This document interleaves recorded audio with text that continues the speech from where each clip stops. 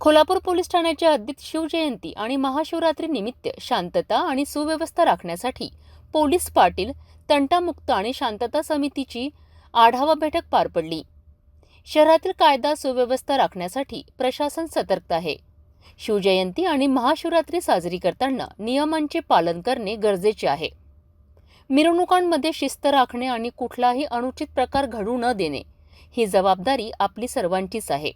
शिवजयंतीच्या पदाधिकाऱ्यांना, कार्यकर्त्यांना कायद्याचे पालन करावे अशा सूचना आढावा बैठकीच्या अनुषंगाने देण्यात आल्या आहेत. ठीक आहे, पण शस्त्र नाही, तलवारबाजी नाही, त्या गोष्टी तुम्ही अवॉइड करायच्या आहेत.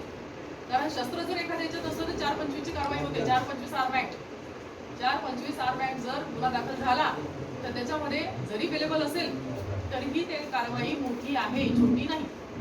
त्याच्यामुळे सगळ्यांनी लक्ष ठेवायचं आहे. ठीक आहे. आणि पोलीस पाटलांना आणखी एक सूचना अशी की कम्युनल किती गाव आहेत, हिंदू मुस्लिम किती आहेत, 3 गावांपैकी नाही ना काही, वाठोडा ते सिंगापूर धामोरी आहे का? दरवर्षी रॅली कशी असते?